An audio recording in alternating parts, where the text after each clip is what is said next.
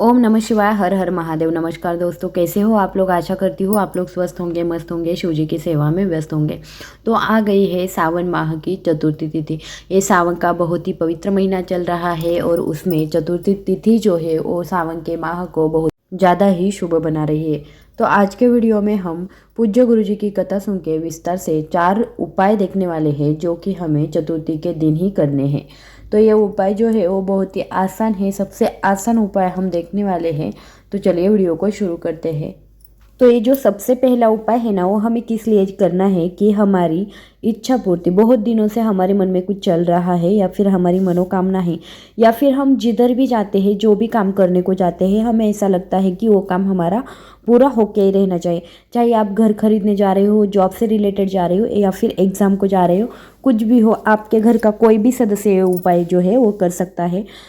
तो आपको क्या करना है, एक कटोरी गेहूँ लेना है। गेहूँ ले लो या फिर कौन सा भी अनाज जो है, चाहे चावल ले लो, कौन सा भी अनाज ले लो, उसमें कुछ नहीं है। तो आपको क्या करना है, समझो कि हमने गेहूँ ले लिए। उसके बाद हमें क्या करना है, चतुर्थी का दिन है कल, तो चतुर्थी के दिन जब भी चंद्रमा दिखता है तब हमें क्या करना है, चंद्रमा को अर्घ्य देना है। अर्घ्य देना है जिधर से भी दे सको, अपनी खिड़की से दे दो, गैलरी से दे दो, या फिर ऊपर छत पे जाके दे दो। उसके बाद हमें आना है नीचे। जैसे ही हम नीचे आते हैं तो हम एक कटोरी भर के जो गेहूँ लिया है वो हमें रखना है गणेश जी के राइट साइड में रख देना है। और एक गोल बत्ती का दीपक जो है वो गणेश जी के सामने हमें प्रज्वलित कर लेना है। प्रज्वलित कर लिया, उसके बाद हम बैठ जाएंगे गणेश जी के सामने और गणेश चालीसा का हमें पाठ करना है। और हमारे घर का कोई भी सदस्य ये जो उपाय है वो कर सकता है, मतलब आपके बच्चे भी कर सकते हैं, या फिर आप बड़े लोग हो तो आप बड़े लोग भी कर सकते हो। और ये जो चावल है ना, उनको हमने उनके ऊपर हमने गणेश चालीसा का पाठ करना है। मतलब गणेश जी के सामने बैठ के हमें ये चावल जो है या फिर गेहूँ लिए होंगे तो गेहूँ गणेश जी के राइट साइड में रख देने हैं और हमें गणेश चालीसा का पाठ करना है। उसके बाद क्या करोगे, आप इसमें से कुछ गेहूँ जो है वो छोटे से डिब्बी में भर लेंगे। चाहे आप उसमें से पूरे के पूरे गेहूँ भी भर के रख सकते हो, या फिर आप लेते वक्त ही थोड़े ही ले लो, जितने की आपको ज़रूरत लगती है उतने ले लो। और वही आपको एक छोटी सी डिब्बी में भर देने हैं, लेकिन उसको ढक्कन चाहिए ऐसे। और ये जो चावल है या फिर गेहूँ है वो अच्छी जगह पर आपको रख देने हैं। चाहे तो आप तिजोरी में भी रख सकते हो। और जब भी आपके घर का कोई भी सदस्य बाहर जाएगा, मतलब कुछ अच्छे काम के लिए कोई भी सदस्य जा रहा है, तो आपको वो चावल के दाने जो है वो उसके साथ देने हैं। मतलब उसके आप अगर पर्स लेके जा रही हो, लेडीज़ हो पर्स लेके जा रही हो तो पर्स में रख लेना, जेंट्स हो उनकी जेब में वो रख सकते हैं। थोड़ी 2-4 दाने जो है वो उनके जेब में, चाहे तो पर्स में आप दे सकते हो। और मन में यही भाव रहना चाहिए हर किसी का, मतलब घर के हर एक व्यक्ति को पता होना चाहिए कि हमने ऐसा उपाय जो है वो चतुर्थी के दिन किया है और हमें उसका बहुत फ़ायदा होगा। जो भी हम काम करने जा रहे हैं वो काम हम पूरा करके ही आएंगे, ऐसा हमारे मन में भी आना चाहिए। और आप जब भी गणेश जी का स्मरण करके ये चावल हमारे साथ लेके जाते हैं, गणेश चालीसा का जिस पर पाठ हुआ होता है वो चावल साथ लेके जाते हैं, तो आपका कोई भी ऐसा काम नहीं होता जो आपको पूरा नहीं हो सके। मतलब आप गए और वो पूरा नहीं हो सके, ऐसा कौन सा भी काम नहीं है जो नहीं होता है। तो चलिए आते हैं दूसरे उपाय की ओर। तो दूसरा उपाय जो है ना वो करना है हमें दुर्वा से। तो आपको कुछ दुर्वा लेनी है, चाहे तो 11 लीजिए, चाहे तो 21 लीजिए। तो आपने दुर्वा लेनी है। उसके बाद आपको जब भी चंद्रमा का दर्शन होता है रात के समय, मतलब चाँद जब निकलेगा कल के दिन, मतलब चतुर्थी के दिन, तो आपको ये उपाय जो है वो करना है।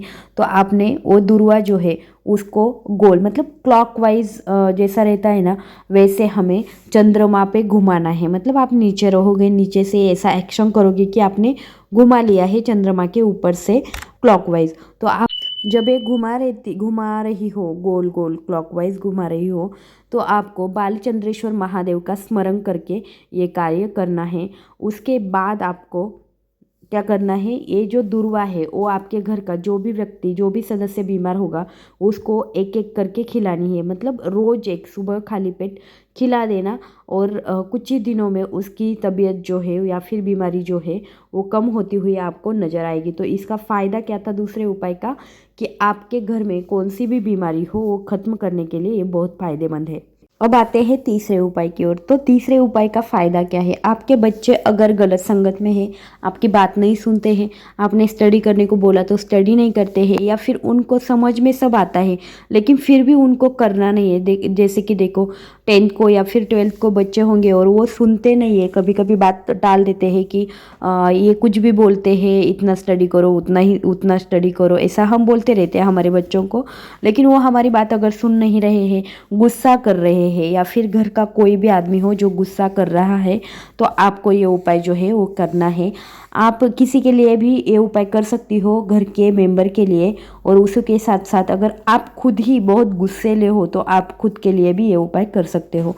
तो आपको क्या करना है, 2 सुपारी लेनी है और ये 2 सुपारी जो है वो लेके जाना है शिव मंदिर में। अब ऐसा शिव मंदिर ढूंढना है हमें जिधर माता पार्वती और भगवान विष्णु का फोटो जो है वो एक साथ, मतलब वो एक साथ विराजमान हो, ऐसा फोटो चाहिए। फिर आप किधर भी जाओ, आपके घर में रहेगा तो भी आप रख सकते हो, या फिर आप मंदिर में जाके, कौन से भी मंदिर में ऐसा उनका फोटो है उधर जाके वो ये उपाय कर सकते हो। तो आपको क्या करना है, ये सुपारी जो है वो माता पार्वती और भगवान शंकर जी के चरणों में एक एक सुपारी जो है वो अर्पित कर देनी है। मतलब माता पार्वती के चरणों में एक सुपारी रख दोगे और भगवान शिव जी के चरणों में एक सुपारी रख दोगे।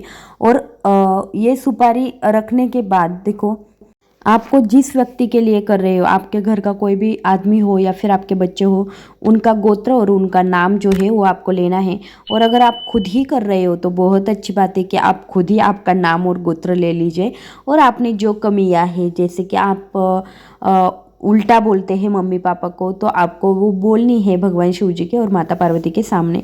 जो भी व्यक्ति इस उपाय को करता है अपने घर में या फिर शिव मंदिर में, उस व्यक्ति को बहुत ही अच्छे लाभ देखने को मिलते हैं, घर में शांति बनी रहती है। तो चलिए आते हैं चौथे उपाय की ओर। चौथा उपाय जानने से पहले आप सभी को बता दूं कि आप अगर मेरी चैनल पर नए हो, मेरा आवाज़ पहली बार सुन रहे हो, तो चैनल को कर देना सब्सक्राइब। उसी के साथ साथ आपको अगर मेरी वीडियोस अच्छी लगती है तो लाइक और शेयर भी कर दीजिएगा। तो चलिए चौथा उपाय देखते हैं। तो हमारे घर में अगर धन की बहुत ही कमी है, धन संपदा नहीं आती है, या फिर स्थिर नहीं रहती है, लक्ष्मी स्थिर नहीं रहती है, तो आपको ये उपाय चतुर्थी के दिन करना है। तो आप क्या करोगे, लंबी बत्ती का घी का दीपक आपको शिव मंदिर में चतुर्थी के दिन प्रदोष समय में लगाना है। समझ में आई बात? प्रदोष समय में हमें लंबी बत्ती का शिव मंदिर में दीपक लगाना है। अब शिवलिंग के पास में नहीं, मतलब शिवलिंग को नहीं लगाना है। आप शिव मंदिर में जो भी स्पेस रहता है उधर किधर भी आप ये दीपक जो है वो भगवान कुबेर के नाम से लगा देंगे। चाहे तो आप जो भी स्क्वायर है भगवान के मंदिर का, शिव मंदिर का जो भी है, आप सामने भी चौखट के बाजू में भी लगा सकते हैं। लेकिन अगर पॉसिबल नहीं है, बहुत भीड़ लगती है, तो आपको क्या करना है, जो भी स्पेस बचा हुआ होगा, जो भी आपको ज़्यादा स्पेस दिख रहा होगा, उधर लंबी बत्ती का घी का दीपक जो है वो लगा देना है कुबेर के, भगवान कुबेर के नाम से। और उनसे प्रार्थना करनी है कि हमारे घर में कभी भी धन की कमी ना होने दीजिए। तो इस तरह हमने इस वीडियो में टोटल 4 उपाय देखे हैं जो कि हमें कल यानी कि संकष्टी चतुर्थी पर करने हैं। तो कैसे लगे आपको ये उपाय जरूर अच्छे लगे होंगे तो वीडियो को कर देना लाइक, शेयर और सब्सक्राइब। धन्यवाद।